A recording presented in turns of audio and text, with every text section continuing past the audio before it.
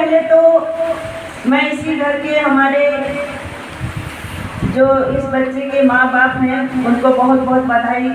देना चाहती हूँ, और उस बच्चे के लिए भी भगवान से यही प्रार्थना करती हूँ कि आने वाले समय में भी उस बच्चे का कोई भी चाहे जन्मदिन हो या कोई भी कार्यक्रम हो, उस बच्चे के नाम में अगर रखा गया है तो इसी तरह से साधु संत आए और सत्संग हो, भक्त लोग आए, क्योंकि हमको अच्छी तरह से पता है कि आजकल हम देखते हैं कि हम लोग किसी घर में इसी तरह के कोई भी उत्सव को अगर हम मनाते हैं, चाहे वो बच्चे का अन्नप्राशन हो, चाहे जन्मदिन हो, चाहे कोई भी उत्सव हो, तो आजकल हम क्या देखते हैं कि धीरे धीरे हम अपने संस्कारों को, अपने हमारे पूर्वजों के जो दिए हुए अच्छे संस्कार हैं उसको धीरे धीरे हम भूलते जा रहे हैं। लेकिन जब हम इसी तरह के सत्संग और साधु सानिध्य में हम बैठते हैं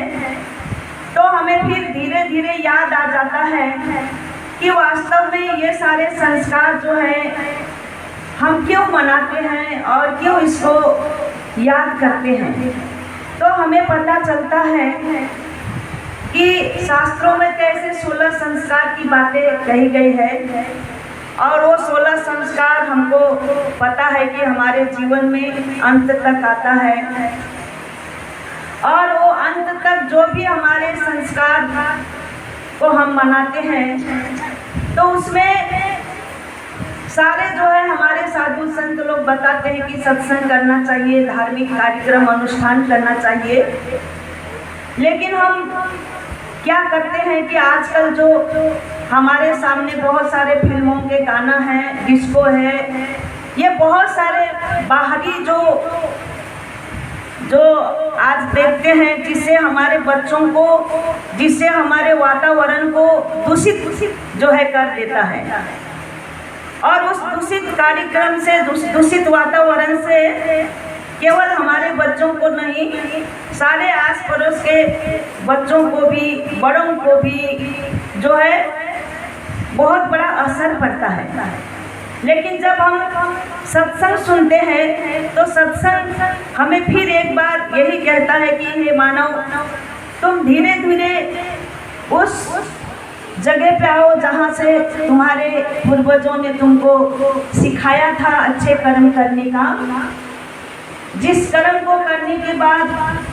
तुम्हारे घर में अपने बच्चे हो, चाहे बूढ़े हो, चाहे आस पड़ोस हो, कोई भी हो, उनको जो है अच्छा संस्कार मिले। तो आज विशेष करके मानव उत्थान सेवा समिति जो है वो हमें बार बार यही सिखाती है कि तुम अपने बच्चों को छोटे से ही अच्छा संस्कार दो, अपने माता पिता को प्रणाम करना, अपने से बड़ों को नमस्कार करना, या अच्छा बोलना, अच्छी बातें घर में जो है करना। हमको याद है अभी भी हमारे बुजुर्ग लोग, जब हम छोटे थे तो हमारे बुजुर्ग लोग क्या करते थे, रामायण पढ़ के सुनाते थे, क्योंकि उस समय टीवी नहीं थी, मोबाइल नहीं थी। तो उस समय बुजुर्ग लोग हमें शाम को क्या करते थे, हम अपने पास बिठाते थे और रामायण, गीता, ये बहुत सारे शास्त्र जो है वो पढ़ के सुनाते थे। बहुत सुंदर सुंदर कहानी, जो कहानी हमारे जीवन के लिए एक वरदान बनता है, जो सुनने के बाद हमारा जो है हमारे जीवन को एक सही रास्ता दिखाता है। लेकिन आज धीरे धीरे वो क्या हो गया, माता पिता के पास वो समय नहीं है। हम तो आज देखते हैं घरों में जब हम जाते हैं किसी के, तो उनके जो है घरों में अपने अपने रूम में टीवी लगा हुआ होता है, कोई में मोबाइल में जो है अपने व्यस्त रहता है, ना अपने माता पिता को टाइम है, ना अपने बच्चों को टाइम है, ना बुजुर्गों को टाइम है। वो क्या कर लेते हैं, बैठे बैठे मोबाइल में रहते हैं, टीवी में रहते हैं, और अपने बच्चों को सही शिक्षा देना, अच्छी बातें सिखाना, संस्कार देना धीरे धीरे भूल जाते हैं। और ये जो बात है आने वाले समय के लिए, हमारे जीवन के लिए, बच्चों के जीवन के लिए, और यहाँ तक कि आस पड़ोस या जहाँ तक हम रहते हैं वहाँ तक के लिए क्या हो जाता है, एक खतरा हो जाता है। और कभी कभी तो हम क्या देखते हैं कि एक बच्चा अपने माता पिता को पहचान नहीं पाता है। एक माता पिता ऐसे भी होते हैं जो अपने बच्चे को काम करने वालों के साथ छोड़ देते हैं और अपने तो जो है अनेक प्रकार के जो है रास्ते पे चलते हैं, जिस रास्ते में एक माता पिता को नहीं चलना चाहिए। और इस तरह से देखे बच्चे को एक सुंदर और एक जो बच्चे को मिलना चाहिए वो संस्कार नहीं मिल पाता है। और ये आने वाले समय के लिए केवल हमारे परिवार के लिए नहीं, यहाँ तक कहते हैं कि एक देश के लिए, ये जो है राष्ट्र के लिए भी खतरनाक होता है। तो कभी कभी हम ऐसे कहानी सुनते हैं जिन कहानी को सुन करके हमारे शरीर के रोंगटे खड़े हो जाते हैं, जिससे आज हमें पता चलता है कि नहीं, ये सब बातें हमारे समाज के लिए जो है बहुत ही दूषित है। तो आज सत्संग के द्वारा साधु संत हमें बालापन से हमें ये सिखाते हैं। अभी कुछ देर पहले हम सुन रहे थे बाल सभा की बात। तो ये मानव उत्थान सेवा समिति में एक कार्यक्रम है जो संडे अपने बच्चों को बाल सभा में लाया जाता है और वहाँ पर जो है अच्छी शिक्षा जो है दी जाती है। अगर एक माता पिता चाहे अपने बच्चों को अच्छा बनाना तो छोटे से ही उसको बाल सभा में लाना चाहिए। कभी कभी हम क्या करते हैं कि नहीं, हमारे पास तो टाइम नहीं है और भी हमारे पास बहुत सारा काम है, हम तो अपने बच्चों को नहीं ले जाएंगे, जाओ मत जाओ। लेकिन इस तरह से एक दिन क्या हो जाता है, बच्चा खराब रास्ते में चलने लगता है और एक दिन माता पिता जो है दुखी हो जाता है जब वो बच्चा बड़ा हो जाता है। लेकिन बड़े हो जाने के बाद जब माता पिता की बातें नहीं मानता है तो माता पिता दुखी हो जाते हैं।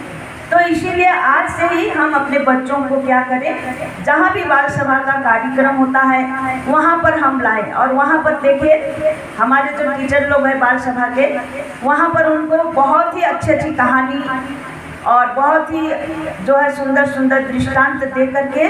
वहाँ उन बच्चों को संस्कार देते हैं। और वही बच्चा जब घर में जाता है तो हम पहचान जाते हैं कि ये बच्चा जो है बाल सभा से आ रहा है, ये बच्चा जो है बाल सभा में जाता है। तो इसीलिए आप सभी माता बहनों से मेरी करबद्ध प्रार्थना है, आज के दिन में ये छोटी सी नन्ही का इस घर में जन्म हुआ है, वो बहुत ही भाग्यशाली है। क्योंकि देखिए उसके एक संस्कार में, अन्नप्राशन संस्कार में एक नहीं दो नहीं, यहाँ पर पांच संत महात्मा जो यहाँ पर उपस्थित हैं और भक्त लोग भी उपस्थित हैं। तो इससे पता चलता है कि वो बच्चा जो है वो साधारण बच्चा नहीं है, निश्चय ही भक्त है। इसीलिए तो उसने बहुत सारे भक्तों को, और देखिए हमारे पूजनीय संत महात्मा कितना व्यस्त थे, लेकिन उस व्यस्तता को भी उन्होंने समय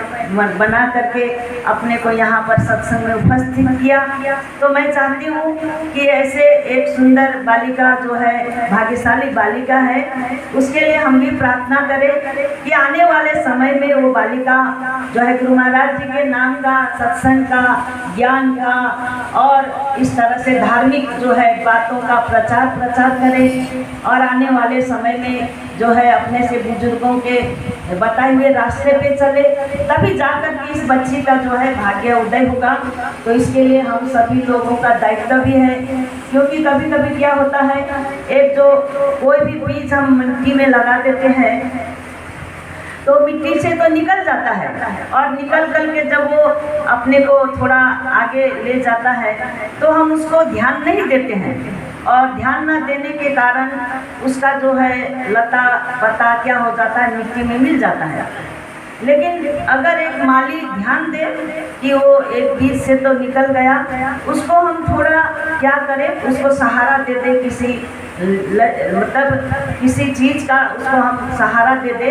तो क्या होता है कि वो लता आगे बढ़ता है और खिलता फूलता फलता है, उससे हमें लाभ होता है। तो इसी तरह से एक छोटे से बच्चा का भी जीवन होता है,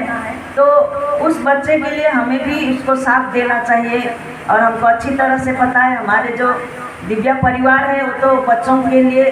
बहुत सारा जो है कहानी हम लोगों के लिए उदाहरण देते हैं कि एक बच्चा जो है कुम्हार का जो है कि कच्ची मिट्टी की तरह होता है, और वो कुम्हार उस जो है कच्चा मिट्टी होता है उसको जो भी बना दे वही बनता है, और आगे जा कर के उससे सेकता है, पक जाता है, और पकने के बाद अगर चाहे कि उसको तोड़ मरोड़ करूं तो तोड़ मरोड़ नहीं होता है। तो इसीलिए जो कच्चा जो होता है, बचपना होता है, जब छोटा सा होता है उसी समय ही एक बुजुर्ग लोग, माता पिता लोग बोले उसको ढंग से बनाना चाहिए, अच्छी तरह से उसको जो है साथ देना चाहिए। तो इस तरह से हमारे दिव्या परिवार भी बार बार आज कहते हैं, और उन्हीं के बताए हुए रास्ते पे आज चल करके जो है भगत लोगों के बच्चे लोग देखिए आज कितने सारे जो देश के सिपाही बने हैं, और भी जो है देश के बड़े बहुत जो है काम करने वाले बने हुए हैं। तो बोले राष्ट्र तो तभी सुंदर होता है, राष्ट्र का जब निर्माण सुंदर तभी होता है जब एक बुजुर्ग लोग, एक माता पिता लोग जो अपने बच्चों को सही शिक्षा दे, सही रास्ता दे। तो इसी तरह से हम भी आज आए, अपने बच्चों को, अपने परिवार को जो है अपने घर के जो जितने भी जो सदस्य हैं उनको अच्छा संस्कार दे और अच्छे रास्ते पर चलने का जो है बात हम बताएं, और हमारे महान पुरुष लोग जिस रास्ते पे चले उसी रास्ते पे हम चलें। तो मैं ज़्यादा नहीं कहते हुए इतना ही कहकर अपने विचारों को अंत कर देती हूँ। आगे हमारे पूजनीय संत महात्मा हैं, वे अपने विचारों को रखेंगे।